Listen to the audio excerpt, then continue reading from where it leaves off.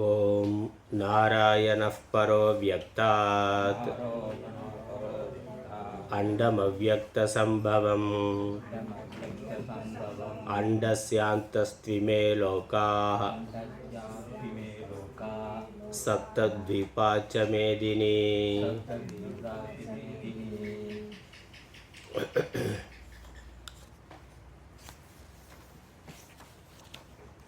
ஸ்ரீமத் பகவத்கீதை இரண்டாவது அத்தியாயம் 21வது ஸ்லோகம். வேதா விநாசினம் நித்யம் யயேனமஜமவ்யயம் கதம் ச புருஷः பார்த்த கம் காதயதி ஹந்திகம்.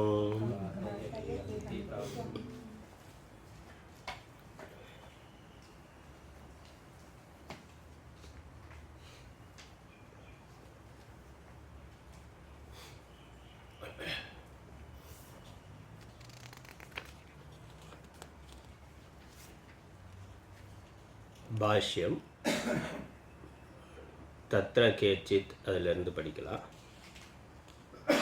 111வது பக்கத்தில் 111 இல்லை 111 அதில் தமிழ் மட்டும்தான் இருக்கும். சம்ஸ்கிருதத்தில் இருக்கிறதுல சொல்கிறேன். தமிழில் பார்த்தாக்கா அர்த்தம் மட்டும் அர்த்தம் பார்க்குற போது பார்க்கலாம். இப்போ பாஷ்யம் படிக்கிறேன். தமிழில் பக்கம் 45 பார்க்கணும்.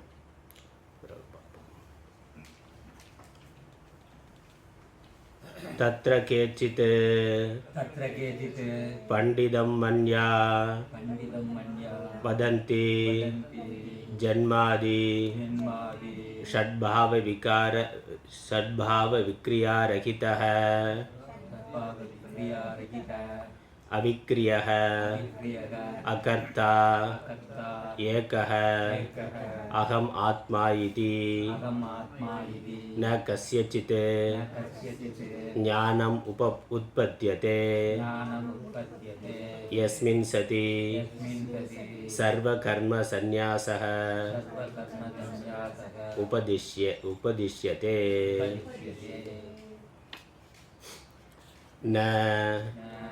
न जायते इत्यादि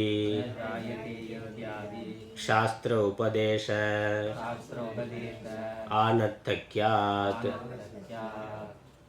यथा च शास्त्र उपदेश सामर्थ्यात् धर्मास्तित्व विज्ञानं कर्तुः च देहांतर संबंधी ज्ञानंच उत्पद्यते तथा शास्त्रात् तस्य एव आत्मनः अविक्रियत्व अकर्तृत्व एकत्वादि विज्ञानं कस्मात् न उत्पद्यते इति प्रष्टव्याः.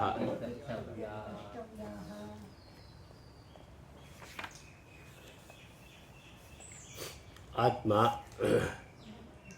அவிக்ரியம்,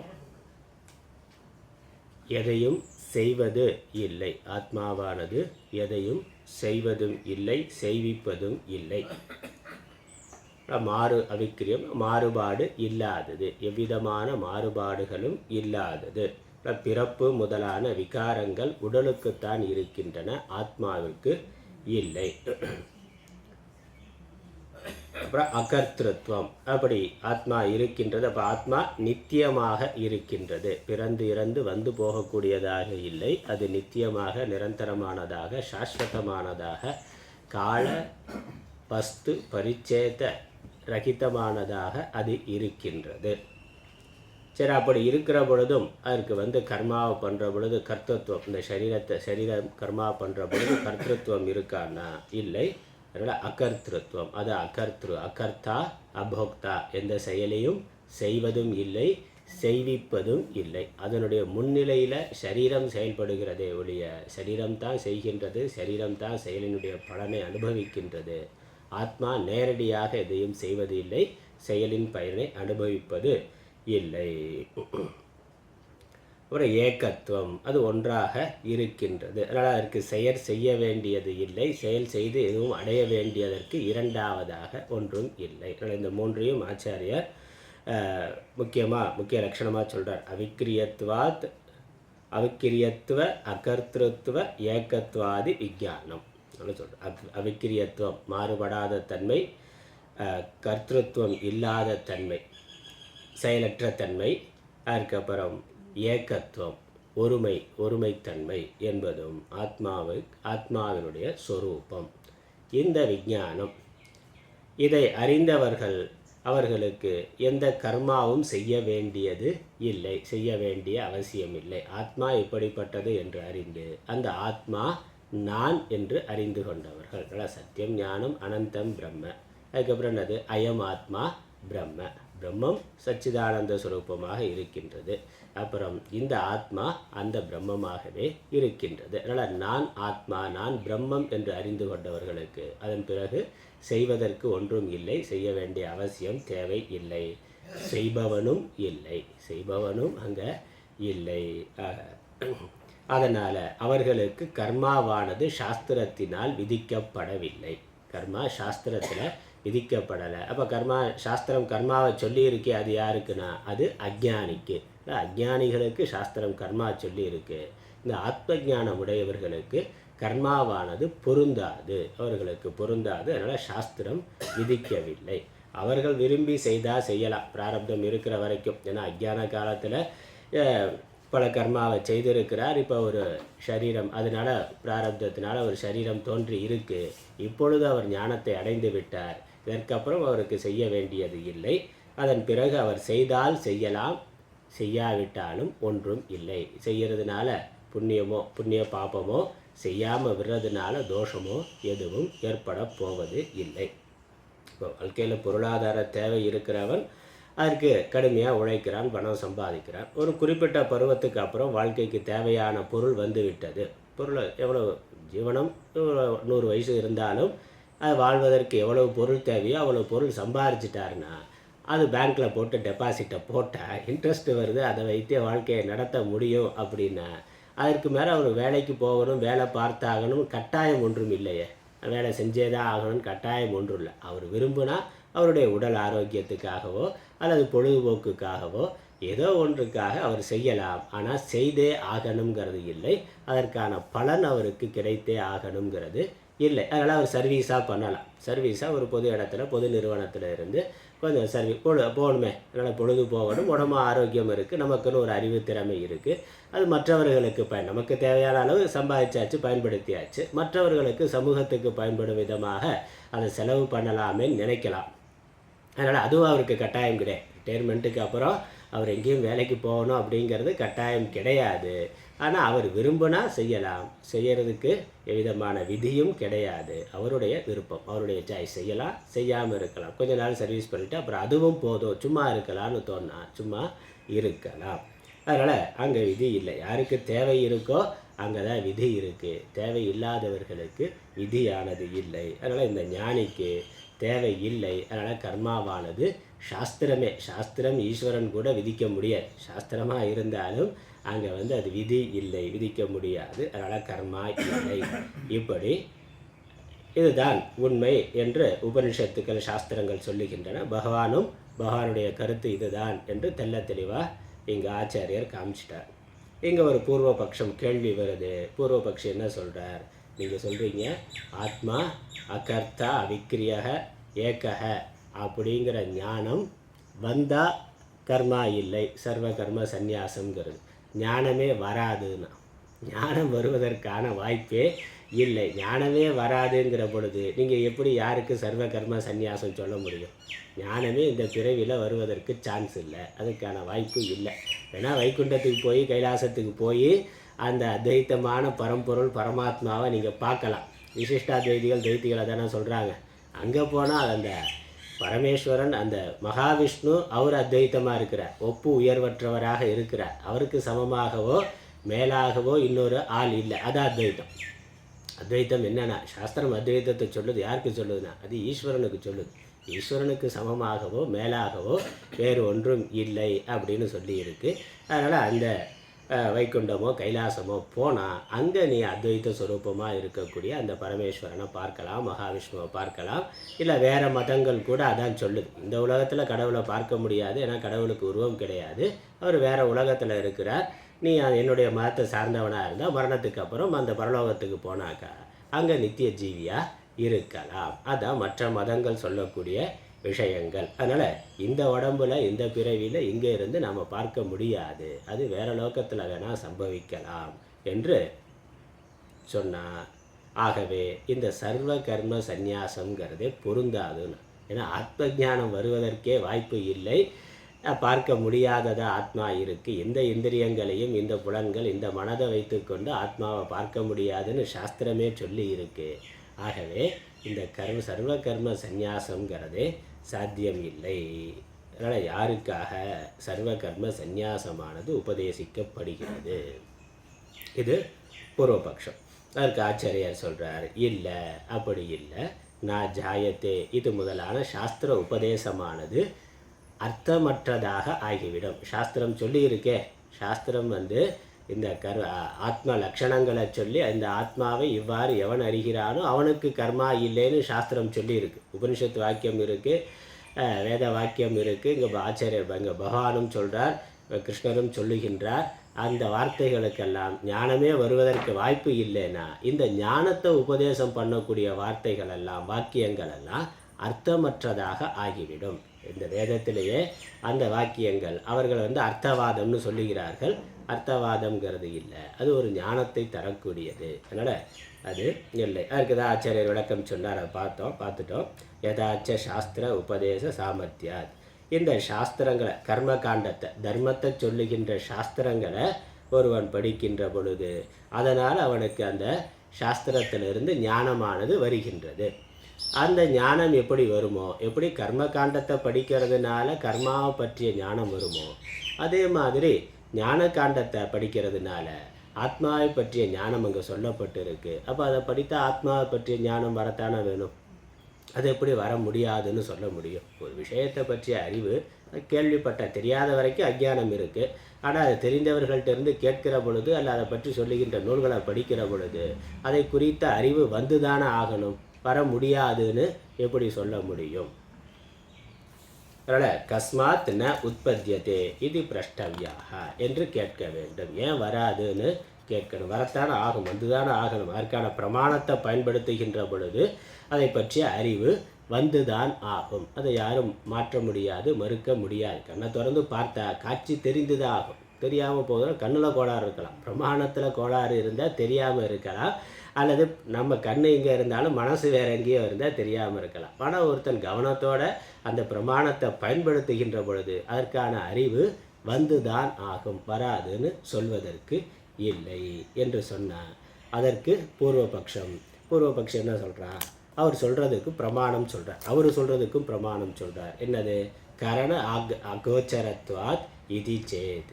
கரணத்திற்கு விஷயம் ஆகாது என்று வேதங்களே சொல்லி இருக்கின்ற காரணத்தினால் இந்த ஆத்மா பிரம்மமானது கரண அகோச்சரம். கரண அகோச்சரம்னா இந்த ஞான இந்திரியங்கள் மற்றும் மனதுக்கு அது விஷயமாகாது. மனோவாச்சாம கோச்சரம் லட்சணங்கள் இருக்குது. மனதுக்கோ வாக்குக்கோ அது இந்திரியங்களுக்கு விஷயமாகக்கூடியது அல்ல.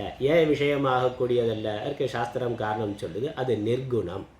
அது நிர்குணம், நிஷ்கிரியம். ஒரு விஷயத்தை நம்ம பார்க்கணும்னாக்கா அதற்கு ஏதாவது ஒரு குணம் இருந்தால் தான் பார்க்க முடியும். அதற்குன்னு ஒரு ரூபம் இருந்தால் கண்ணுங்கிற பிரமாணத்தை பயன்படுத்தினா தெரியும். இல்லை அது ரூபம் இல்லை, சப்தம் இருக்குனாக்கா காதுங்கிற பக்கம் வாயுவுக்கு ரூபம் இல்லை, ஆனால் அதுக்கு ஸ்பர்ஷ குணம் இருக்குது, ஸ்பர்ஷ குணம் இருக்குது, சப்த குணம் இருக்குது. அதனால் கண்ணால் பார்க்க முடியலைனாலும் காதால் கேட்டு அதை அல்லது தொட்டு உணர்ந்து அந்த ஃபீலிங்னால் காற்றுன்னு ஒன்று இருக்குங்கிறத கிரகி கொள்ள முடியும். அப்போ அந்த பிரமாணத்துக்கு அந்த தோல் ஸ்பர்ஷங்கிற இந்திரியத்துக்கு அது விஷயமாகக்கூடிய ஒரு குணமானது காற்றில் இருக்குது. கண்ணுக்கு அது விஷயமாகலைனாலும் அது ஸ்பர்ஷம் தோல்கிற இந்திரியத்துக்கு விஷயமாகக்கூடியதாக இருக்கின்றது. அதே மாதிரி வாசனைங்கிறதும் இப்போ மூக்குன்னு கிராண இந்திரியம், அதனால் கிரகிக்கிறதுக்கு வாசனை இருக்குது, கிரகிக்க முடிகின்றது. இல்லை சுவைனா நாக்குனால் கிரகிக்க முடியும்.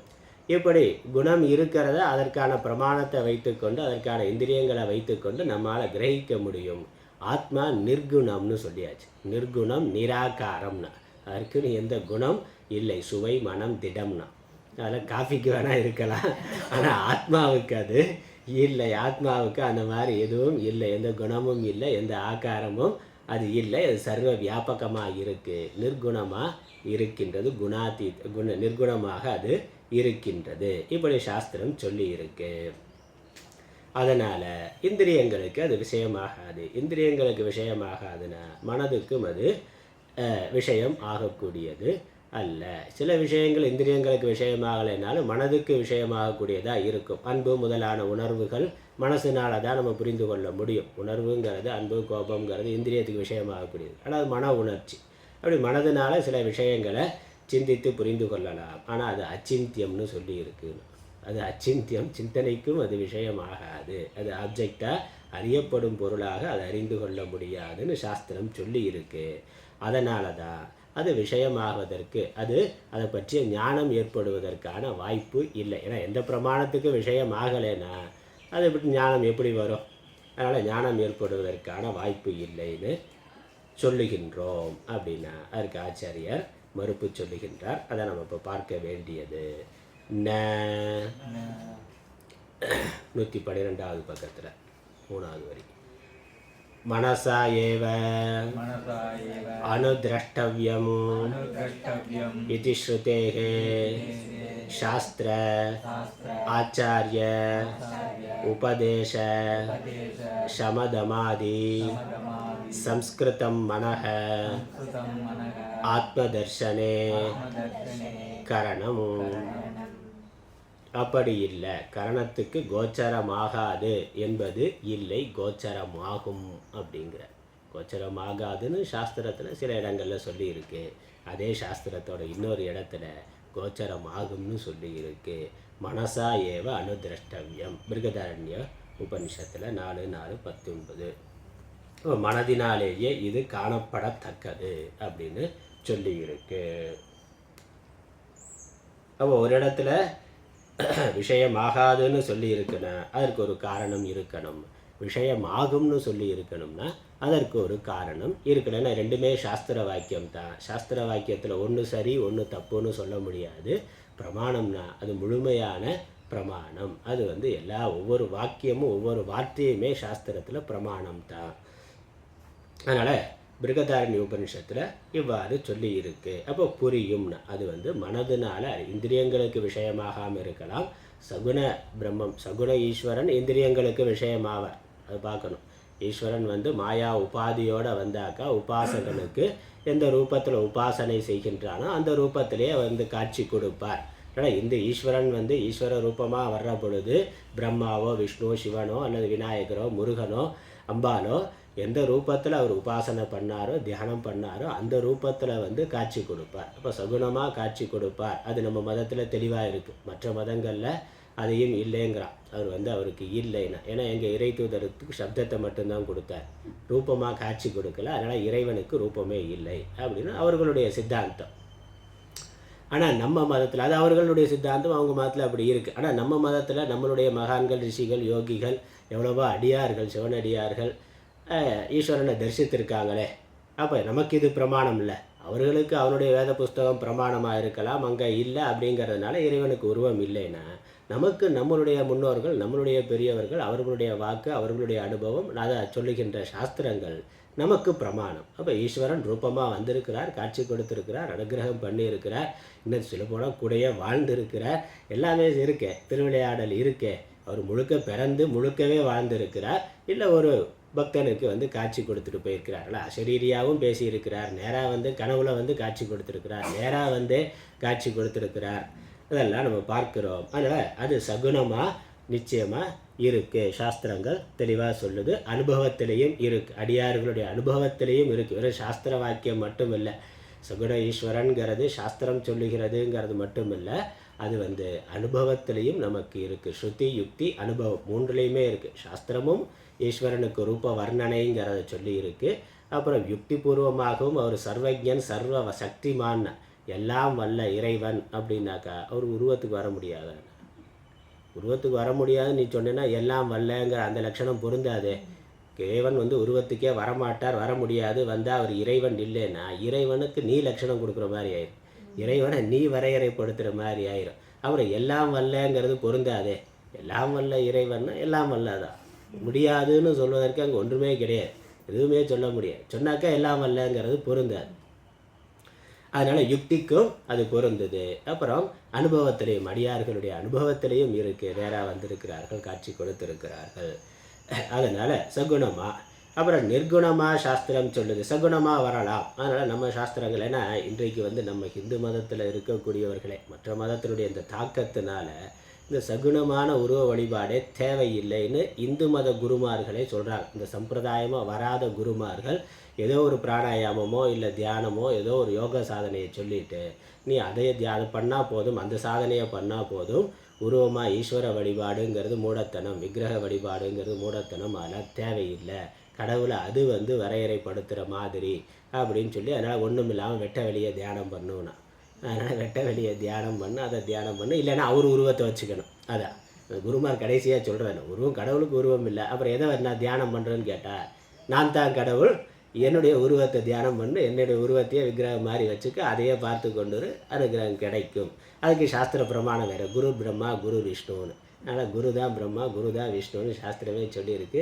அதனால் எங்கள் குருவை தவிர நாங்கள் வேறு எந்த உருவத்தையும் பார்க்க மாட்டோம், வேறு எதையும் வச்சுக்க மாட்டோம் அப்படின்னு சொல்லி அங்கே வச்சுருக்கான். வேறு எந்த கடவுள் வடிவமும் வச்சுக்க கூடாதுன்னு சொன்னவருடைய வடிவத்தை அங்கே வச்சுருக்கான். அப்போ அதுவும் வடிவம் தானே. வடிவத்தை வச்சுக்கிறது மூட நம்பிக்கைனா குருவோட ரூபத்தை வச்சாலும் அதுவும் மூட நம்பிக்கை தானே. புத்தரை தான் பண்ணான், கடவுளே இல்லைன்னு சொன்னால் புத்தரை கடவுளாக்கிட்டான்.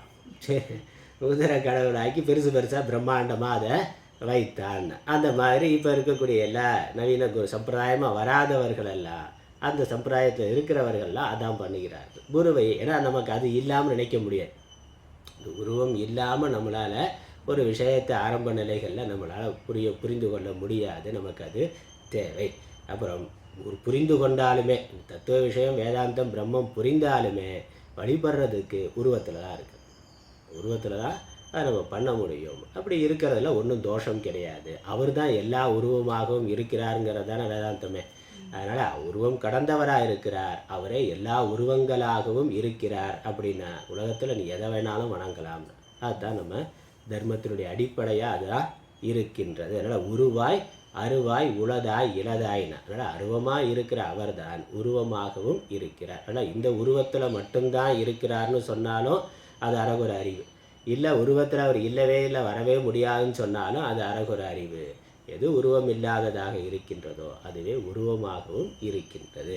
அதனால் நமக்கு எந்த உருவத்தில் மனசு ஈடுபடுகின்றதோ அந்த உருவத்தில் தாராளமாக வணங்கலாம், வழிபடலாம். ஈஸ்வரன் அந்த உருவத்திலேயே அனுகிரகம் பண்ணுவார். அதனால் ஞானத்துக்கு முன்னாடியும் நமக்கு தேவை பற்றுதலுக்கு, இப்போ தியானத்திற்கு, சமாதிக்கு, மன ஒருமுகப்பாட்டுக்கு ரூபங்கிறது தேவை.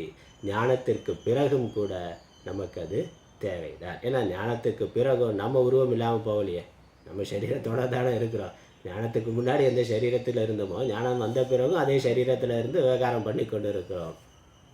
அப்போ அது இருக்கிற வரைக்கும், நாம் சரீரத்தில் இருக்கிற வரைக்கும் ஈஸ்வரனுக்கும் ஒரு சரீரம் கொடுத்து உபாசனை பண்ணுறது, தியானம் பண்ணுறது, சிந்தனை பண்ணுறதுல எவ்விதமான குறையும் இல்லை. அதை சரியாக புரிந்து கொள்ளணும். அதனால ஆச்சாரியர் எல்லா தேவதைகளுக்கும் ஸ்தோத்திரங்கள் பண்ணியிருக்கிறார். அதுக்குள்ளே அவர் சொல்லியிருக்கிறது நிர்குண பிரம்ம தத்துவம் தான், தட்சிணாமூர்த்தி ஸ்தோத்திரம் தான், எல்லாம் முழுக்க வேதாந்தமாக இருக்குது. ஆனால் அத்தனையும் சொல்லிவிட்டு தட்சிணாமூர்த்தின்னா அதனால் அது இருக்குது. அதனால் அதான் புரிந்து கொள்ளுதல், சரியான புரிந்து கொள்ளுதல் என்பது அதுதான். உருவமே இல்லவே இல்லைனாலும் தவறான அறிவு, அல்லது ஒரு குறிப்பிட்ட உருவத்தில் மட்டும்தான் இருக்குனாலும் தவறான அறிவு, இல்லை உருவம் இல்லாமல் மட்டும்தான் இருக்குனாலும் தவறான அறிவு. அப்போ அது சர்வ வல்லமை, சர்வஜன், சர்வசக்திமான்னா எல்லாமாக இருக்கிறார் என்பது தான் சரியான ஞானம். அதான் மெய்ப்பொருள் உணர்வு, மெய்ப்பொருள் அறிவு. அதனால் இதெல்லாம் நம்ம சரியாக புரிந்து கொள்ளணும். ஏன்னா நம்ம மதத்தை பிரச்சாரம் பண்ணக்கூடியவர்களே, முக்கியமாக இந்த யோக மார்க்கம் அதை பிரதானமாக எடுத்துக்கொள்கிறவர்கள் சகுணமாக ஈஸ்வர வழிபாடு தேவை இல்லைன்னு தவறாக வழிகாட்டுகிறார்கள். நம்மளுடைய ஹிந்து தர்மத்துக்குள்ளே அதனால தான் பல பிரிவு இருக்குது. ஹிந்து கடவுளை விமர்சனம் பண்ணாக்கா எவனுக்கும் பொங்க மாட்டேங்கிறான். ஆனால் அவங்க குருவை பற்றி ஏதாவது ஒரு வார்த்தை சொன்னால் எப்படி எங்கள் குருவை பொங்க, அந்த குரு ஹிந்து மதத்துக்கு இவன்லாம் எல்லாம் ஹிந்து தான். அப்போ அதில் வரக்கூடிய அந்த உணர்ச்சி வேகம் மதத்தை பற்றி சொன்னால் வரமாட்டேன். அப்போ என்னது, அது மதத்தில் இருந்து அவன் பிரிக்கப்பட்டு இருக்கிறான். பேருக்கு ஹிந்துவாக இருக்கிறான், மற்ற கோயிலுக்கெல்லாம் போவான். ஆனால் அந்த ஒரு கல்ட்டு உருவாக்கப்பட்டு அதில் தான் அவனுக்கு அட்டாச்மெண்ட் இருக்கே இல்லையா. அடிப்படை மதத்தில் அட்டாச்மெண்ட் இல்லாமல் போச்சு. அது ஒரு ஹிந்து மதத்தினுடைய அழிவுக்கு அது ஒரு காரணமாக இருக்குது, பிரிவுக்கு ஒரு காரணமாக இருக்குது, ஒற்றுமை இன்மைக்கு அது ஒரு காரணமாக இருக்குது. அதனால் இதெல்லாம் தவறான வழிகாட்டுதல். கலியுகம் இப்படித்தான் இருக்குமான்னு தெரியல. இருந்தாலும் நம்ம அதில் விவேகத்தை சொல்ல வேண்டியது, விவேகத்தை கொடுக்க வேண்டியது நம்மளுடைய கடமை. அதனால் நமக்கு தெரிஞ்சதை நாம் சொல்லுகின்றோம். அது இருக்கட்டும். இங்கே ஆச்சாரியர் என்ன சொல்கிறார், சகுண பிரம்ம உபாசனை இல்லை, நிர்குண பிரம்மத்தையே மனசுனால் அறிந்து கொள்ள முடியும்னு வேதமே சொல்லியிருக்கு. ஏன்னா அறிந்து கொள்ளவே முடியாதுன்னா சாஸ்திரமே வேண்டியதில்லை. எதுக்கு குரு சிஷ்ய உபதேசம், எதுக்கு சாஸ்திரம்? தெரிந்து கொள்ள முடியாததை பற்றி ஏன் மணிக்கணக்காக பேசணும்? அதனால் ஒரு பிரயோஜனமும் இல்லையே. மணிக்கணக்காக பேசுகிறது, அதை படிக்கிறது, கேட்கறதுனால ஒரு பயனும் இல்லை. என்னதான் படித்தாலும் அது தெரியவே தெரியாதுன்னா அதை ஏன் படிக்கணும்? அதான கேள்வி. அப்போ தெரிந்து கொள்ள முடியும் என்பது தான் அதற்கு ஆச்சாரியார் சாதனம் சொல்கிறார். எதனால் தெரிந்து கொள்ள முடியும்? மனசுனால் தெரிந்து கொள்ள முடியும்னு உபனிஷத் சொல்லி இருக்கு. ஆனால் அந்த மனசுங்கிறதுக்கு முன்னாடி எப்படிப்பட்ட மனதுங்கிறது இருக்குது. அதற்கான அப்ஜெக்டிவ் நிறையா போடுறார். அதனால் இப்படிப்பட்ட மனக, அதனால் சம்ஸ்கிருதம் மனக ஆத்ம தர்ஷனே கரணம். ஆத்ம தர்ஷனத்தில் ஆத்மாவை காண்பதில், தர்ஷனம்னாலே பார்த்தல், காண்தல், உணர்தல் என்பது தான். ஆத்மாவை அறிந்து கொள்வதற்கு, ஆத்மாவை பார்ப்பதற்கு, ஆத்மாவை உணர்வதற்கு கரணம். சம்ஸ்கிருதம் மனக கரணம். கரணம்னா கருவி, இன்ஸ்ட்ருமெண்ட், சாதனம் அப்படின்னு அர்த்தம். இந்த மனசுனால் ஆத்மாவை கிரகிக்க முடியும், அறிந்து கொள்ள முடியும், பார்க்க முடியும், உணர முடியும். அது நிர்குணமானதாக இருந்தாலும் நிரூபமாக இருந்தாலும். எப்படிப்பட்ட சம்ஸ்கிருதம் மனசு? சாஸ்திர ஆச்சாரிய உபதேச சமதமாதி சம்ஸ்கிருதம் மனக. அதான் முக்கியம். சாஸ்திர ஆச்சாரிய உபதேச, ஆச்சாரியருடைய உபதேசம். ஆச்சாரியருடைய உபதேசம் எதை அடிப்படையாக கொண்டதுன்னா சாஸ்திரத்தை அடிப்படையாக கொண்டது. அதனால் ரெண்டுமே முக்கியம். வெறுமனே சாஸ்திரத்தை படித்தாலும் நம்மளே படித்தாலும் வராது, அது பயன்படாது.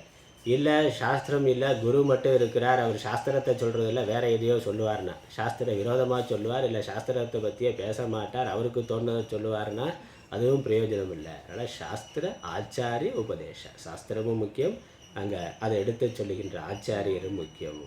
சாஸ்திரத்தில் இருக்கிறத சொல்லக்கூடிய ஆச்சாரியராக இருக்கணும். அவருடைய உபதேசம் அதான் ஸ்ரவணம் மனனம் சொல்கிறோம். ஸ்ரவணம் நம்ம தொடர்ந்து குரு சாஸ்திரம் சொல்கிறோம். ஏன்னா இதெல்லாம் சாஸ்திரத்தில் இருக்கக்கூடிய சாஸ்திரம் தான் நமக்கு ஆத்மாவை சொல்லுகின்றது. ஆத்மானாத்ம விவேகம் சாஸ்திரத்தில் தான் இருக்குது. ஒன்றை பற்றிய அறிவு நமக்கு வேணும்னா அதை சொல்லுகின்ற நூல்கள் பிரமாணம் இல்லை.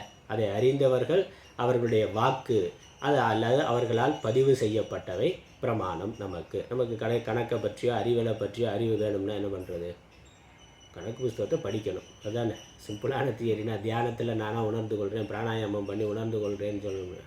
அதுக்கான சாஸ்திரம் என்னவோ, கணக்கோ அறிவியலோ, அதுக்கான சாஸ்திரம் என்னவோ அதை படிக்கணும். அதுக்கான சாஸ்திரம் எப்படி வருது? அப்போ அதை யாரோ அதை ஆராய்ச்சி பண்ணி இருக்கிறார்கள், அதை அனுபவித்திருக்கிறார்கள், அவருடைய அறிவை பதிவு செய்து புத்தகமாக கொடுத்துருக்கிறார்கள். அப்போ அந்த புஸ்தகத்தை படித்தாக்கா அதை பற்றி அறிவு வரும். அந்த புஸ்தகத்தை நாமளாக படிக்க முடியுமான்னா ஆரம்ப நிலையில் வாய்ப்பாடு வேணால் நம்மளாக படிக்கலாம். 1-2 சொல்லித்தரதுக்கே குரு தேவையாக இருக்குது. அதுக்கே 1-2 ஆனாவன்னா முதல்ல கையை பிடிச்சி எழுத வைக்கிறதுக்கே அம்மாவோ அப்பாவோ ஒரு குருவோ தேவை இருக்குது. அதனால் சாஸ்திரம் மட்டும் இருந்தால் போதாது, அதை எடுத்து சொல்லுகின்ற குருங்கிறது தேவை. அப்போ லௌகிக்க வித்தைக்கு அப்படின்னா ஆத்ம வித்தைக்கு கண்டிப்பாக அது தேவை. அப்புறம் சாஸ்திரம் சொல்லி தான் நமக்கு அது தெரிகின்றது. ஆத்மா, ஈஸ்வரன், பிரம்மம் அப்படிங்கிறது சொர்க்கம், நரகம், புண்ணிய பாபம், பிறவிக்கு காரணம், பந்த காரணம், மோட்ச காரணம், ஜீவஸ்வரூபம், ஈஸ்வர ஸ்வரூபம், ஜெகத் ஸ்வரூபம், இது எல்லாமே சாஸ்திரத்தில் தான் இருக்கின்றது. அதனால் அந்த சாஸ்திரத்தை எடுத்து சொல்லுகின்ற அந்த சாஸ்திரமும் அதை எடுத்து சொல்லுகின்ற குருவும் அவர்களுடைய உபதேசம், ஆத்மாவை பற்றி சொல்லுகின்ற சாஸ்திரத்தினுடைய பகுதி, அப்புறம் அதை எடுத்து சொல்லுகின்ற அதை அறிந்திருக்கின்ற குரு அவர்களுடைய உபதேசமும், அதோட கேட்பவனுக்குன்னு ஒரு தகுதி இருக்கணும். அதான் சொல்கிறேன். அதை கேட்பவனுக்குன்னு ஒரு தகுதி இருக்கணும். இப்போ ஸ்கூல் பாடமாக இருந்தாலும் ஸ்கூலுக்கு போகிறான், கவர்மெண்ட் ஸ்கூலுக்கு போகிறான், ஒரு சிலபஸும் இருக்குது, ஒரு ஆசிரியரும் இருக்கிறார். ஆனால் அது வந்து முதல் பெஞ்சில் இருக்கிறார், கடைசி பெஞ்சு மாப்பிள்ளை பெஞ்சில் இருக்கிறார்னா பாடம் அதே தான், எடுத்து சொல்லக்கூடிய ஆசிரியரும் ஒருவர் தான். ஆனால் முதல்ல இருக்கிறவனுக்கு புரியுது, கடைசியில் இருக்கிறவனுக்கு புரியலைன்னா அப்போ வாங்குறவனுக்குன்னு ஒரு தகுதிங்கிறது இருக்குது. வாங்குறவன் அவனை எந்த அளவுக்கு தகுதிப்படுத்துகிறானோ அந்த அளவுக்கு பாடமானது அவனுக்கு புரிகின்றது. புரியலைன்னா என்னது, அப்புறம் எக்ஸ்ட்ரா டியூஷனுக்கு போகணும். அதுக்கு மேலே சாயந்தரம் தனியாக டியூஷனுக்கு போகணும்னா அப்போ அது என்னது, அவன் எந்த அளவு அது அதிகாரித்துவம்னு அதான் சொல்கிறோம். வாங்குறவனுக்கு இருக்கா தான் என்ட்ரன்ஸ் எக்ஸாம் வைக்கிறான். என்ட்ரன்ஸ் எக்ஸாம் வைக்கிறதே அதிகாரித்துவம் தானே. 6வது படிக்கிறான், படித்து முடிஞ்சோடனே 7வது போகணும்னா முடிகிற போது ஒரு எக்ஸாம் வைக்கிறான். எதுக்கு அந்த எக்ஸாம்? எதுக்கு? 7வது போகிறதுக்கான அறிவு அவனுக்கு வந்திருக்கா இல்லையான்னு, அடுத்த வகுப்புக்கு போவதற்கான தகுதி அதிகாரித்துவம் அவனுக்கு வந்திருக்கா இல்லையான்னு பார்க்கறதுக்கு ஒரு தேர்வு, அதுக்கு தான் தேர்வு. அப்போ அந்த மாதிரி இங்கே வேதாந்த சாஸ்திரத்தை படிக்கிறதுக்கு சாஸ்திரமும் இருக்குது, குருவும் இருக்கிறார். ஆனால் அதை கேட்பவனுக்கு அவனுக்கு ஒரு அதிகாரித்துவங்கிறது இருக்கணும். கேட்குற மனசுக்கு கேட்பவனுடைய அந்த மனதுக்கு ஒரு தகுதியானது, ஒரு அதிகாரித்துவம் இருக்கணும். அது என்னது? சமதமாதி, சமாதி ஷட்க சம்பத்தின்னு அதை நம்ம வேதாந்தத்தில் முன்னாடி சொல்கிறோம். சாதன சதிஷ்டயம்னு சொல்கிறது அந்த சாதன சதிஷ்டயத்துக்குள்ளே சமாதி ஷட்க சம்பத்தின்னு வைத்திருக்கிறது அந்த அதிகாரித்துவத்துக்கு தான். அப்போ அது யாருக்கு இருக்கின்றதோ அவர்களுக்கு சாஸ்திரம் கேட்டால் புரிகின்றது. இது மாதிரி வேதாந்தத்துக்கு வர நீட் எக்ஸாம் வைக்கிற மாதிரி, மெடிக்கல் காலேஜுக்கு போகிறதுக்கு முன்னாடி நீட் எக்ஸாம் வைக்கிற மாதிரி வேதாந்த கிளாஸ்க்கு வர்றதுக்கு முன்னாடி சாதன சதுஷ்டயத்தில் ஒரு எக்ஸாம் வைக்கணும். சமத மாதிரி அதுக்கு ஒரு எக்ஸாம் வைக்கணும், என்ட்ரன்ஸ் எக்ஸாம் வச்சு அப்புறம் தான் உள்ளே விடணும்னா. ஏற்கனவே 4 பேர் தான் இருக்கும், எந்த எக்ஸாமும் இல்லாமலே 4 பேர் தான் இருக்கிறோம். அதனால் உள்ளே வந்தாலே நமக்கு வந்து தகுதி இருக்குதுன்னு அர்த்தம். உள்ளே வரணும்னு என்ன வந்தாலே தகுதி இருக்குன்னு தானே அர்த்தம். அதுவே இல்லைன்னா வர முடியாது. இப்போ 1000 பேர் கோயிலுக்கு வராங்க போகிறாங்க, நானும் வாரம் அனௌன்ஸ் பண்ணிகிட்டே தான் இருக்கேன், அந்த கிளாஸ் நடக்குது, வாங்க எல்லாம் இலவசம் தான், சாப்பாடு கூட போடுறோம் வாங்க அப்படிங்கிற வரைக்கும் சொல்லிக்கிட்டு தான் இருக்கிறோம். எத்தனை பேருக்கு உள்ளே எட்டி பார்க்கணும்னு தோணுது? சரி என்ன தான் சொல்கிறாங்க, கேட்டு பார்க்கணும் அப்படிங்கிறதுக்காகவாது வர்றாங்களான்னு வர்றது இல்லை. இப்போ உள்ளே வரணும்னாலே அதுக்கு ஒரு புண்ணியம், அதற்கு புண்ணியங்கிறது அதான் தகுதி. நம்ம ஏற்கனவே செய்த ஏதோ ஒரு சாதனையினுடைய பலம் இருக்குது, நமக்குள்ளே இருக்குது, புண்ணியமாக இருக்குது. அதனால் நமக்கு அதில் ஆர்வம் வர முடிகின்றது. சரி, ஆனால் இங்கே என்னால் சமாதி ஷட்க சம்பத்திங்கிறது முக்கியமான ஒன்று. அதனால் அதோட முக்கியத்துவம் நம்ம பொதுவாக அதிகமாக கவனிக்கிறது இல்லை. அந்த முக்கியத்துவம் ரொம்ப முக்கியம். சமாதி ஷட்க சம்பத்தி சாதன சிஷ்டயத்தில் விவேகம் வைராக்கியம் சொல்கிறோம். வைராக்கியம் நமக்கு அனுபவத்திலேயே வருது. விவேக வைராக்கியம் அனுபவத்திலேயே வரும்.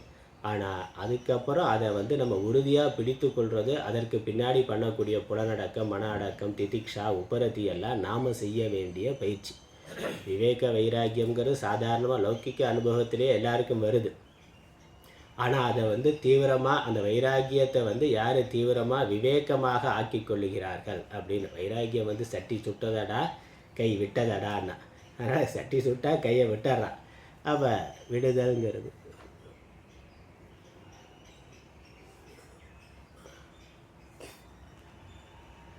அப்போ ஒரு கஷ்டம் வர்ற பொழுது உலக வாழ்க்கையில் ஒரு வைராக்கியமானது இது வேண்டாம் அப்படிங்கிற எண்ணமானது வருகின்றது. ஆனால் இது அதில் மட்டும், அந்த சட்டியில் மட்டும். அவ்வளோதான். அப்புறம் அடுத்த சட்டியை தொடாமல் இருக்கிறானா திரும்ப அடுத்த நாள் முதல்ல இருந்து தொடங்குறான் அங்கே இருந்தால். அப்போ அந்த அனுபவத்திலேருந்து ஒரு அறிவை எடுத்துக்கொள்ளணும்ல. இது மாதிரி தான் எல்லாமே இருக்கும்னா, எல்லாமே இதே மாதிரி தான் இருக்கும்னு ஒரு அனுபவத்தை, ஒரு கல்யாணம் சரியில்லைன்னா சரி அடுத்தது பண்ணி பார்க்கலாம், அடுத்தது சரியில்லை, இப்படியே பண்ணிகிட்டே போனாக்க. இதெல்லாம் நாங்கள் இந்த அமெரிக்காவில் எப்பயோ படித்தது நியூஸ் பேப்பரில்.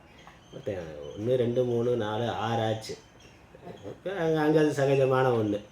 அப்புறம் என்னென்னா 7வதா முதல் மனைவியை கல்யாணம் பண்ணிட்டான், அடுத்த சைக்கிள் திரும்ப முதல்ல. அப்போ என்னென்னா 6 பார்த்ததுக்கப்புறம் தான் இதுக்கு முதலே பரவாயில்லன்னு தெரிஞ்சு, இதுக்கு அதே பரவாயில்லன்னு அப்புறம் தெரிஞ்சிருக்குன்னா. அப்போ அனுபவம் வருது இல்லை, ஒரு அனுபவத்திலேருந்து இதே மாதிரி தான் எல்லாரும் புரிந்து இருக்கணும் இல்லை. அது வரலை, அது வரணும். அதுக்கு தான் ஷமா. அதனால தான் அடுத்தது சொல்லியிருக்கு. அதனால் வைராக்கியம் வரும், அனுபவத்தில் வைராக்கியம் வரலாம். ஆனால் அந்த வைராக்கியம் வந்து விவேகபூர்வமாக மாற்றிக்கொள்றதுங்கிறது நம்ம கையில் இருக்குது. நம்ம அறிவை பயன்படுத்தி இதே மாதிரி தான் எல்லாமே இருக்கும். அதனால் நம்ம இதையே பார்த்து கொண்டு இருக்கிறதுக்கு பதிலாக இந்த குறைபாடு இல்லாத நிறைவானது எது இருக்கிறதுங்கிறத தேடத் தொடங்கணும். அப்படி தேடுற பொழுது தான் ஆன்மீகம்ங்கிறது நமக்கு, ஆன்மீக வாழ்க்கைங்கிறது நமக்கு உதவியாக இருக்குது. அதனால் அப்படி பார்த்து அதனால் அதுக்கப்புறம் சமாதி ஷட்க சம்பத்திங்கிறத நம்ம அபியாசம் பண்ணணும். மன அடக்கம் புலனடக்கம்ங்கிறத நாம் அபியாசம் பண்ணணும். மன அடக்கம்ங்கிறது எந்த விஷயத்தில் நமக்கு இது குறைபாடு உடையது, இதனால நமக்கு இன்பத்தை விட இன்பம் துன்பம் மாறி மாறி வர்றது தான் இதனுடைய தன்மை அப்படின்னு புரிந்து கொண்டு மனசு வாசனையினால் திரும்ப உலக விஷயத்தை நோக்கி போக தூண்டும். ஒரு அனுபவம் அந்த நேரத்தில் நமக்கு அது வேணான்னு தோணினாலும், அந்த விவேகம் வந்தாலும் கொஞ்ச நேரத்துக்கு அப்புறம் அந்த வாசனைங்கிறது உள்ளே இருக்குது. ஆனால் அதிலிருந்து இப்போ துக்கத்தை அனுபவிச்சிருக்கிறோம், ஆனால் அதிலிருந்து ஒரு சுகத்தையும் அனுபவிச்சிருக்கிறோம்ல, அந்த சுகமானது உள்ள சம்ஸ்காரமாக வாசனையாக இருக்குது. அப்போ திரும்ப அது வேணும்னு தோணுது, அதை அனுபவிக்கலாம்னு தோணுகின்றது. அதனால் அந்த வாசனை அது மனதில் வருகின்ற பொழுது அங்கே விவேகத்தை பயன்படுத்தி மன அடக்கம்ங்கிறத நம்ம அபியாசம் பண்ணணும். குடித்ததுனால கேடு ஒரு துன்பம் வருதுன்னு தெரியுது. அந்த நேரத்தில் அவஸ்தைப்படுற பொழுது இனிமேல் குடிக்க மாட்டேன் அப்படின்னு சங்கல்பம் பண்ணுறான், சத்தியம் பண்ணுறான்னு திரும்ப அடுத்த நாள் காலையில் என்னென்ன மறந்துடுறான். தெளிவானன்னா மறந்துடுறான், சாயந்தரமான திரும்ப போயிடுறான்னு.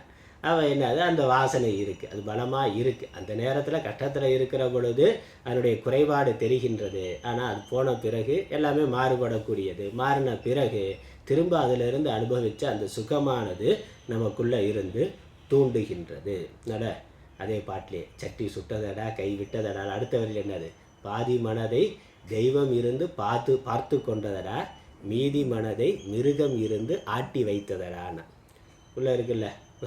பாதியில் இந்த விவேகம் வைராக்கியம் தெய்வ சம்பத்து பாதி மனசில் இருக்குது. அனுபவத்தினாலேயோ அல்லது நம்ம புண்ணியத்தினாலேயோ சத்சங்கத்தினாலேயோ பாதி மனசில் நல்ல சம்ஸ்காரங்கள் இருக்குது. மிச்சம் என்னென்னா காம குரோதாதிகள் அது இருக்குது. அதனால் மீதி மனதில் மிருகம் இருந்து ஆட்டி வைத்ததானா அது ஆட்டி வைக்குது.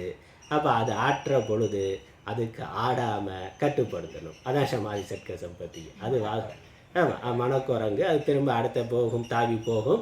அதை நம்ம கட்டுப்படுத்துகிறோங்கிறது தான் சமாதி சட்க சம்பத்தி. அப்போ மனதடக்கம், புலன்களும் அதில் ஆசைப்படும், புலனடக்கம்ங்கிறது வேணும்.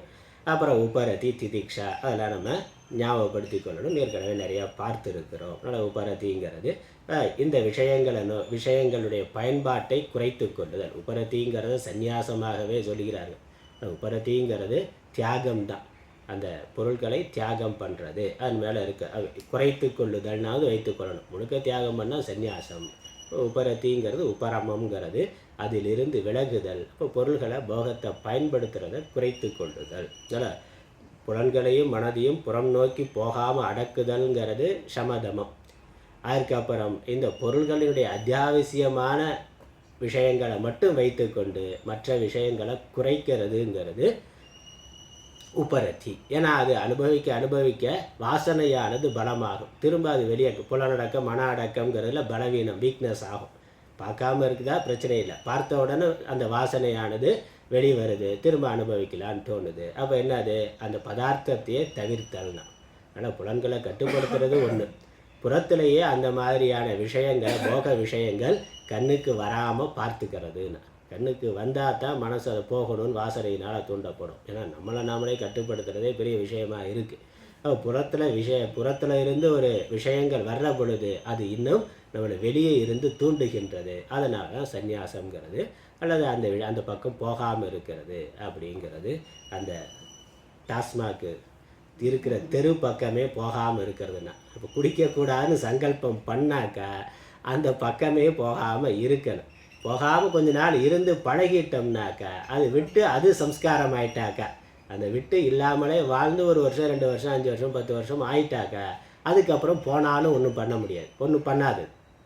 அது வரைக்கும் கொஞ்சம் உஷாராக இருக்கணும். அதனால் அது மது அல்லது சிகரெட் பிடிக்கிறது எந்த விஷயமா இருந்தாலும், எல்லா லௌகிக்க விஷயமும் தெரிஞ்சோ தெரியாமலோ ஏதோ ஒரு காரணத்தில் பழகி கொண்டா அதுக்கப்புறம் அதிலிருந்து விலகிறதுக்கு இந்த புறத்தில் ஒரு தியாகங்கிறது, புறத்துலையும் அதை பார்க்காம இருக்கிறதுங்கிறது ரொம்ப முக்கியம்.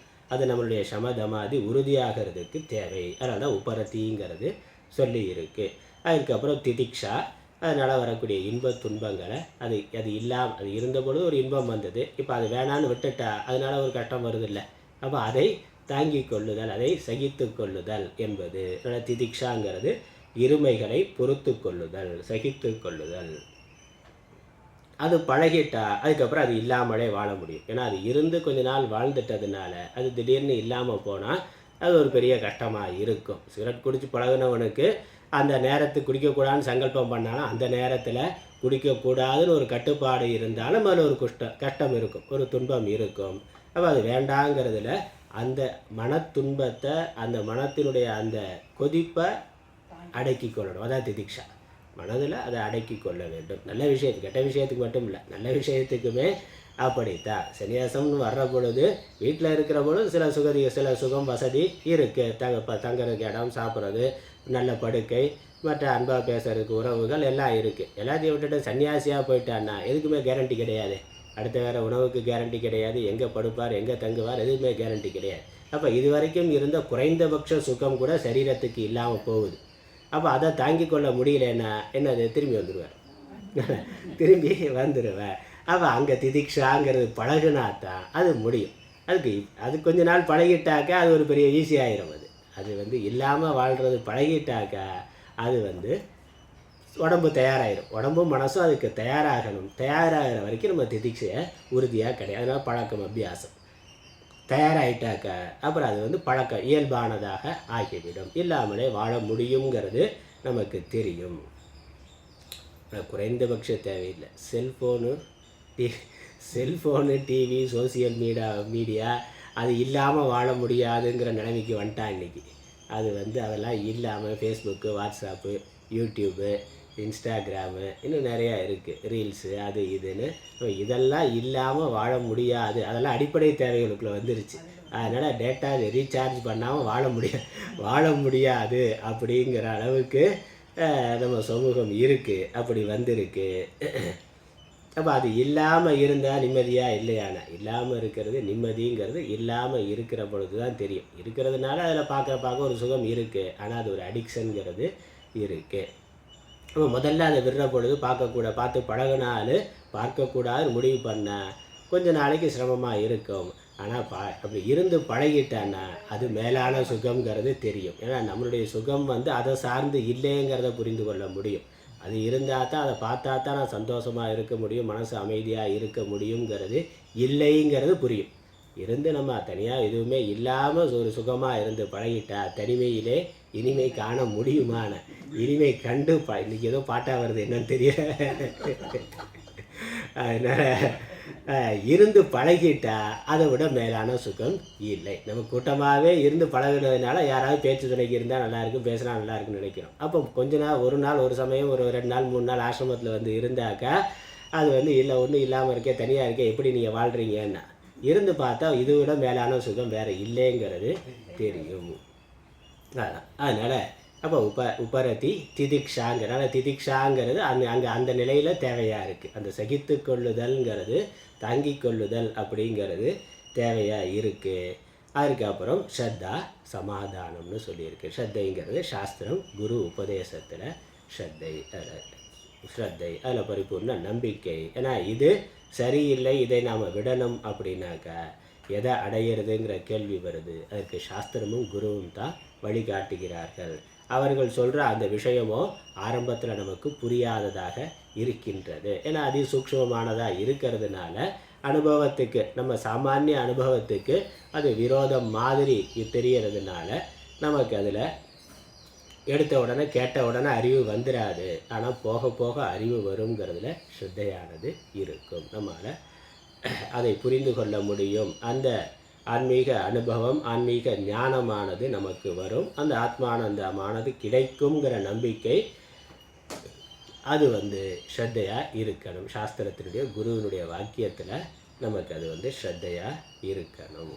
அது அதுக்கப்புறம் சமாதானம்னா இந்த மனசு ஒருமுகப்பட்டு இருக்கிறதுக்கான பயிற்சியை சமாதானங்கிறது சொல்லியிருக்கு. அங்கே தான் சகுன பிரம்ம உபாசனை முதலானவைகள் வருகின்றன. முதல்ல சமம்னு சொல்கிற பொழுது மனசு புறத்தை நோக்கி ஓடாமல் நிறுத்துறது. சமாதானம்னு சொல்கிற பொழுது மனதை ஒரு விஷயத்தில் ஒருமுகப்படுத்துறது. அதனால் அஷ்டாங்க யோகங்கிறது அங்கே தான் வருது. தாரணை தியானம் சமாதிங்கிறது சமாதானம். சமாதானங்கிறது அந்த தாரணை தியானம் சமாதிங்கிறது தான் ஒரு விஷயத்தில் மனதை ஒருமுகப்படுத்தி பழக்கிறது. அந்த ஒரு விஷயம் ஈஸ்வரன். வேறு லௌகிக்க விஷயத்திலே ஒருமுகப்படுத்தலாம், ஆனால் அதெல்லாம் அனித்தியமானதுங்கிறதுனால அதனுடைய பலன் அனித்தியமாக இருக்கும். அதனால் ஈஸ்வரனிடத்தில் ஈஸ்வர ரூபத்தை எடுத்துக்கொண்டு நமக்கு இஷ்ட தேவத்தையோ அல்லது குரு கொடுக்குற உபதேச மந்திரமோ எதையோ எடுத்துக்கொண்டு அதில் தீவிரமாக ஜபம் தியானம்னு இருக்கிறது சமாதானம். அப்படி ஒருமுகப்படுத்தி சகுணமான ஒன்றில் ஒருமுகப்படுத்தி மனத்தை பழக்கிறதுங்கிறது சமாதானம். இதெல்லாம் இருந்தால் அதனால் மனசு புற விஷயங்களை நோக்கி போகாமல் உள்முகமாக திரும்பி மனது அடங்கி இருந்தார். அதனால் இந்த சாதனைகளுடைய பலன் என்னது? சித்த சுத்தி, சித்த ஏகாகிரதா. மனது தூய்மையாக இருத்தல், மனது ஒருமுகப்பட்டு இருத்தல். அதான் சம்ஸ்காரமான மனசு. சம்ஸ்காரமான மனசு என்னது? தூய்மையானதாக இருக்கும், ஒருமுகப்பட்டதாக இருக்கும். அப்படி தூய்மையாக ஒருமுகப்பட்டு இருக்கக்கூடிய மனதுக்கு மனதானது ஆத்மாவை அறிந்து கொள்வதற்கு கருவியாக சாதனமாக இருக்கின்றது. அந்த மனதினால ஆத்மாவை குரு உபதேசத்தை தெள்ள தெளிவாக நேத்தினா உடம்பு நான் இல்லை, மனசு நான் இல்லை, புத்தி நான் இல்லைன்னு நீக்க முடியும். சுரங்கு கதையில் பார்த்தோம். சுரங்கு கதைக்கு அவர் மாண்டவியர் சொன்னது அதான். உலக விஷயங்களை பற்றி சிந்தனை பண்ணுறதை விட்டுட்டு இருமைகளை சிந்தனை பண்ணுறதை திருப்பி மனதை அந்த வாசனைகளிலிருந்து விடுவித்து மனதை சொரூபத்தில் நிறுத்துவாயாக அப்படிங்கிறது தான் சொன்னார். இதில் சமம் சமாதானம் என்பது தான். அதை பண்ணுகின்ற பொழுது அது இருந்தால் அந்த பக்கம் சித்த சுத்தி, சித்த ஏகாகிரதா அப்படிங்கிறது வந்தால் அதனால தான் அடிப்படை சாதனமாக கர்ம இதெல்லாம் சேர்த்து மொத்தமாக சுருக்கி தான் கர்மயோகம் உபாசனைன்னு சொல்கிறோம். கர்மயோகம் உபாசனையுடைய பலன் என்னது? இந்த மன தூய்மை, மன ஒருமுகப்பாடு தான். கர்மயோகத்துக்கு மன தூய்மை, உபாசனைங்கிறதுக்கு மன ஒருமுகப்பாடுங்கிற பலன். இந்த ரெண்டும் இருந்தால் அது ஆத்மாவை அறிந்து கொள்வதற்கு சாதனமாக ஆகின்றது. ஆனால் தான் ஆச்சாரியர் ஞானத்தை வலியுறுத்தி சொன்னாலும் கர்மத்தை வேண்டான்னு சொல்கிறது இல்லை. கர்மம் கர்ம காண்டம் வேதம் முழுவதுமே நமக்கு பிரமாணம். அவங்க என்ன சொல்கிறாங்க? வேதத்தோட பூர்வ பாகம் பிரமாணம், உத்தர பாகம் வெறும் அர்த்தவாதம். அவனு புகழ்ன்றதுக்காக ஒரு உற்சாகப்படுத்துறதுக்காக சொல்லியிருக்குன்னு சொல்கிறாங்க. ஆச்சாரியர் என்ன சொல்கிறார்? வேதம் சிலர் என்ன சொல்கிறாங்கன்னா இந்த கர்மகாண்டமே வேண்டாம்னா எல்லாத்தையும் விட்டுட்டு ஞானம் மட்டுமே. புத்தரை அர்த்தம் பண்ணார். புத்தர் அர்த்தம் பண்ணார், வேதமே வேண்டாம், கர்மகாண்டமே வேணாம், எல்லாத்தையும் விட்டுட்டு எல்லோரும் சன்னியாசியாக வந்துருங்கண்ணா. ஆண்கள் மட்டுமில்ல, ஆண்கள் பெண்கள் எல்லாம் வந்துருங்கண்ணா. வந்ததுக்கப்புறம் சங்கம் எப்படி இருக்கும்? ஊர் மாதிரி தான் இருக்கும்.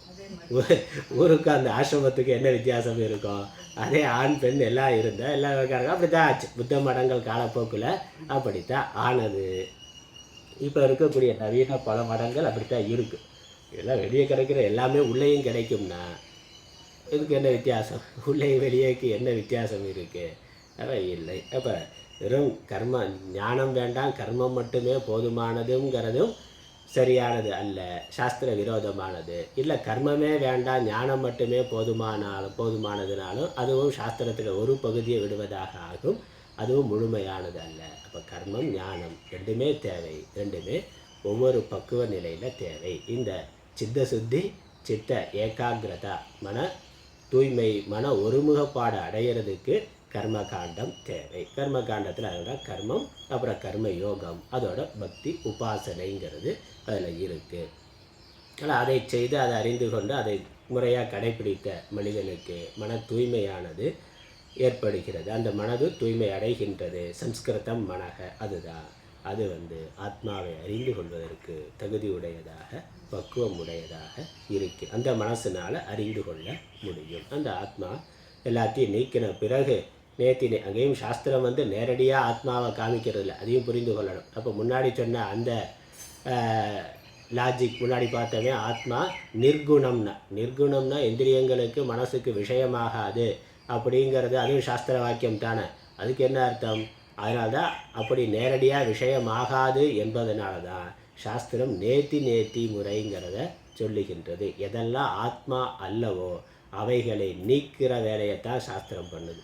இது ஆத்மானு சாஸ்திரம் நேரடியாக எடுத்து காமிக்கிறது இல்லை, அப்படி காட்ட முடியாதுங்கிறதான் ஆத்மாவினுடைய லட்சணம். அதையும் சாஸ்திரம் தான் சொல்லுது. அதனால் எதெல்லாம் ஆத்மா அல்லவோ அதெல்லாம் நீக்கிட்டு கடைசியாக எஞ்சி இருப்பது எதுவோ அது நீன்னு காட்டுகின்றது. அதனால் நேத்தி உடம்பு நான் இல்லை, அறியப்படுவதாக இருக்கிறதுனால ஜடமாக இருக்கிறதுனால, மனது புத்தி நான் இல்லை அறியப்படுவதா ஜடமாக இருக்கிறதுனால, அப்புறம் ஜீவனும் நான் இல்லை அது ஒரு அறியப்படுவதா ஜடமாக இருக்கிறதுனால, அறியப்படுவதாகவும் தற்காலிகமானதாக ஒரு பிரதிபிம்பமாக இருக்கிறதுனால ஜீவனும் நான் இல்லை.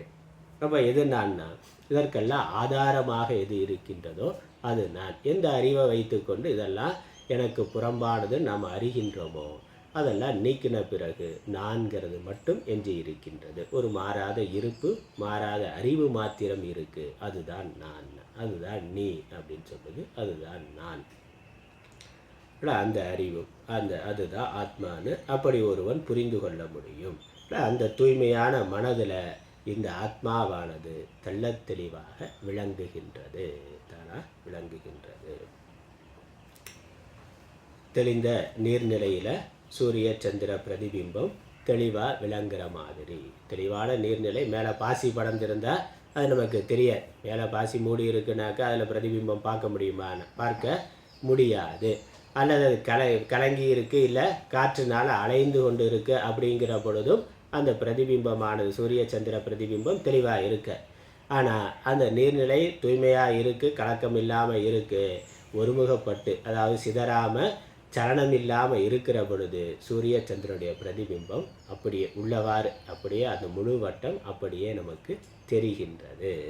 அதே மாதிரி தான் மனது தூய்மையாகின்ற பொழுது, மனது சலனம் இல்லாமல் இருக்கின்ற பொழுது ஆத்மா அங்கு நன்கு விளங்குகின்றது. இதை பற்றி இன்னும் விரிவாக 18வது அத்தியாயத்தில் 50வது ஸ்லோகத்தில் ஆச்சாரியர் அங்கே இன்னும் விரிவாக அதற்கு சொல்லுகின்றார், அங்கே விளக்கி சொல்லுகின்றார். ஆனால் இங்கே சுருக்கமாக ஒரு வார்த்தையில், இது முகவுரைங்கிறதுனால சுருக்கமாக ஒரு வார்த்தையில் சொல்லிட்டார். பின்னாடி பகவானே இதுக்கு நிறையா மேற்கோள்கள் காட்ட போகிறாருங்கிறதையும் கடைசி இறுதி அத்தியாயங்களில் இதை இன்னும் விவரித்து ஆச்சாரியர் சொல்கிறார். அதோட மேற்கொண்டு நம்ம அங்கே பார்க்கலாம். அதனால் இப்படி இருக்கிறதுனால ஆச்சாரியர் முடிக்கிறார்னா இது முடியும் என்பதை சொல்லுகின்றார். முடியாதுன்னு சொல்கிறது வெறும் வெற்று வார்த்தைங்கிறத சொல்லுகின்றார். அடுத்த வாக்கியத்தில் ததாச்ச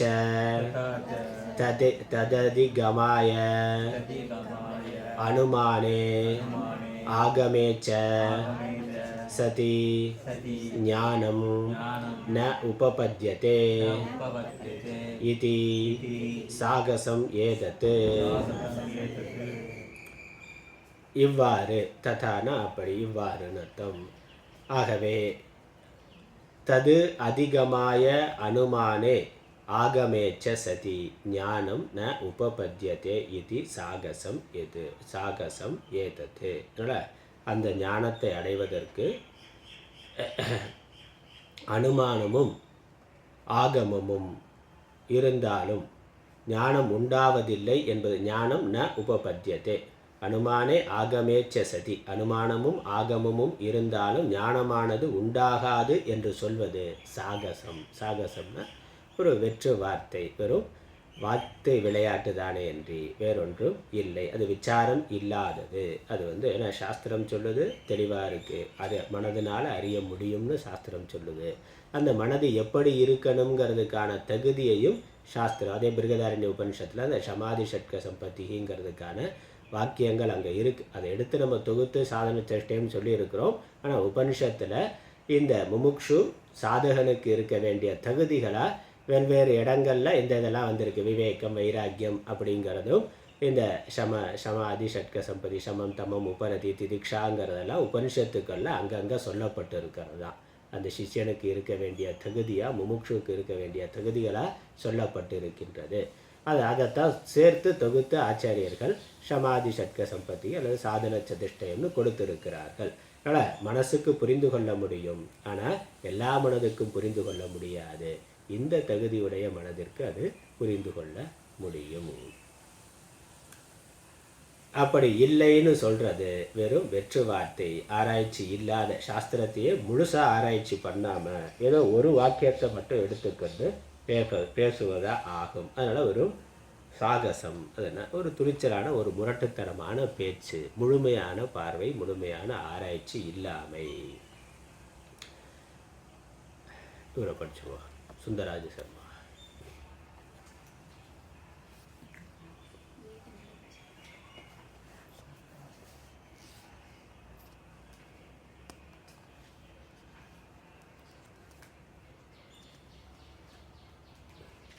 நாற்பத்தி நான்காவது பக்கத்தில் இந்த சுந்தராஜ சர்மாவுடைய புக்கில், வெறும் தமிழாக்கம் மட்டும் இருக்கக்கூடிய புக்கில் 44வது பக்கத்தில் நிர்விகாரியான ஆத்மாவின் ஞானம் உண்டாகக்கூடியது தான் ஆக்ஷேபம்.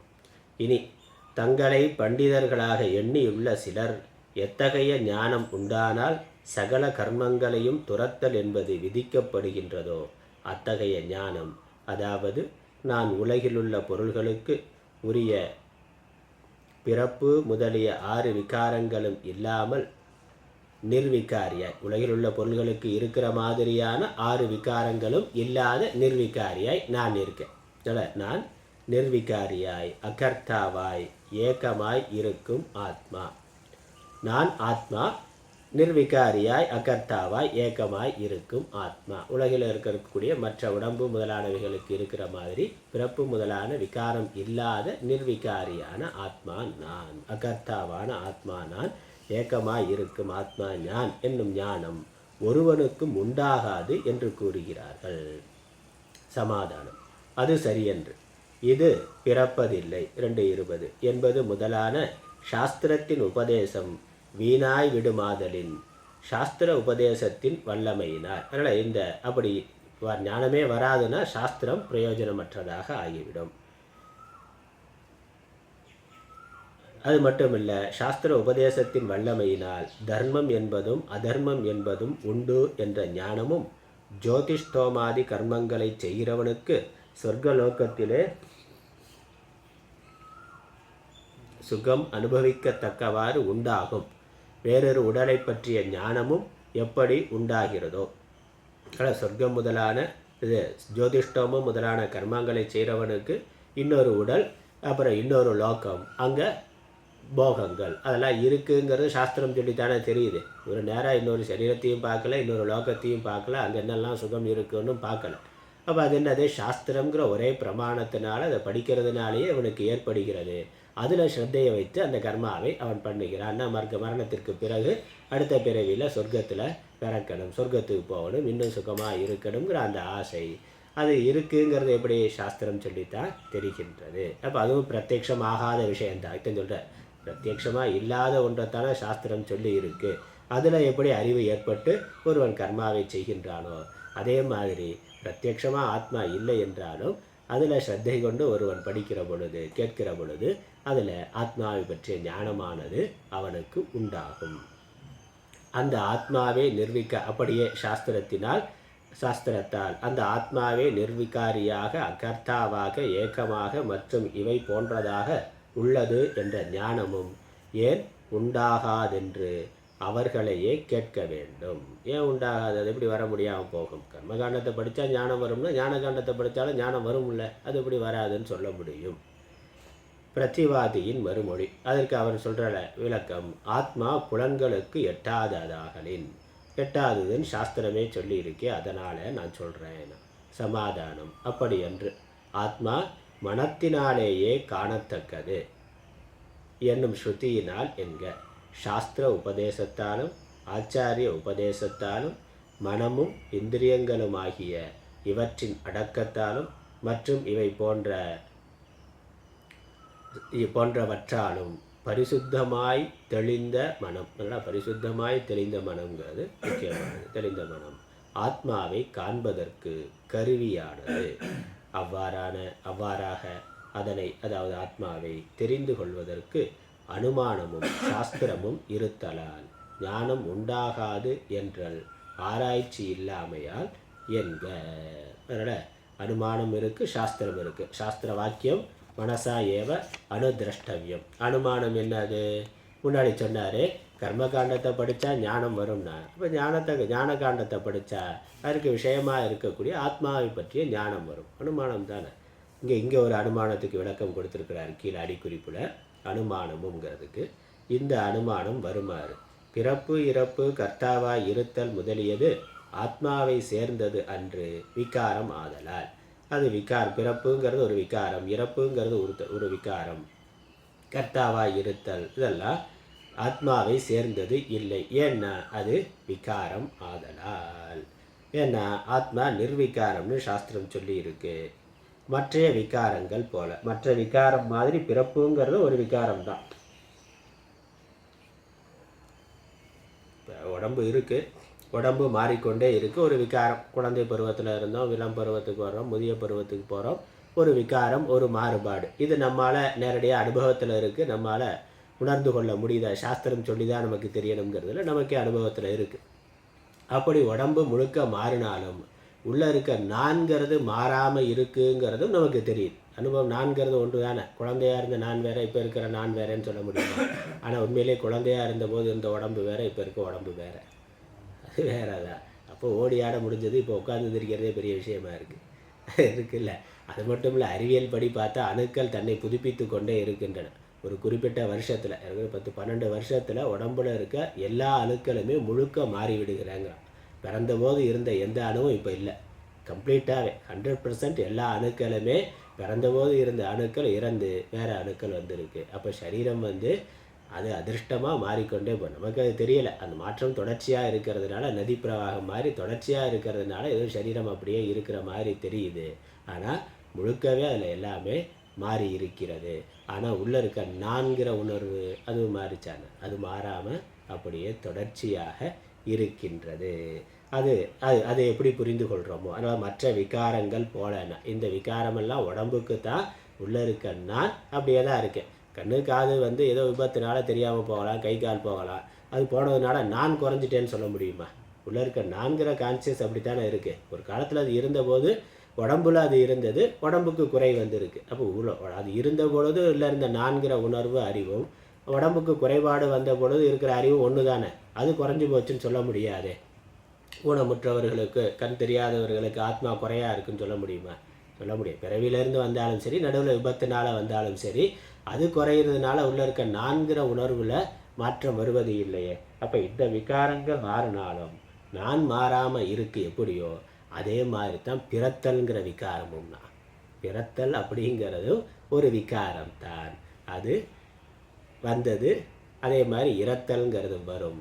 அது உடம்பு, ஆத்மா அப்படியே இருக்கின்ற, அது அனுமானம். அதனால் இப்போ உடம்பு இருக்கிற பொழுது ஒரு உடம்புக்குள்ளே வரைக்கூட மாற்றத்தை வைத்துக்கொண்டு உடம்பே போகிறதும் அது மாதிரி தான்னு புரிந்து கொள்வது அனுமானம்.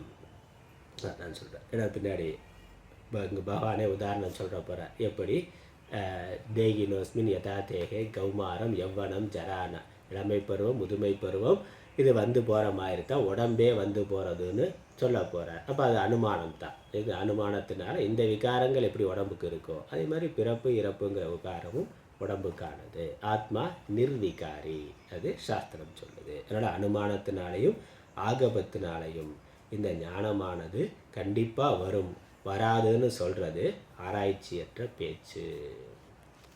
மேற்கொண்டு அதற்கு இந்த விளக்கம் கொடுக்குறார். அதை நாளை வகுப்பில் பார்க்கலாம். ஓம் பிரபன்ன பாரிஜாத்தாய தோத்திரவேத்ரைக்கபாணயே ஞானமுத்ராய கிருஷ்ணாய கீதாமிருததிகே நமः. ஓம் ஈஸ்வரோ குருராத்மேதி முத்திவேத விபாகினே व्योमवत्याप्तदेहाय दक्षिणामूर्तये नमः. ओम पूर्णमदः पूर्णमिदं पूर्णात् पूर्णमुदच्यते पूर्णस्य पूर्णमादाय पूर्णमेवावशिष्यते. ओम शांति शांति शांति. हरि ओम.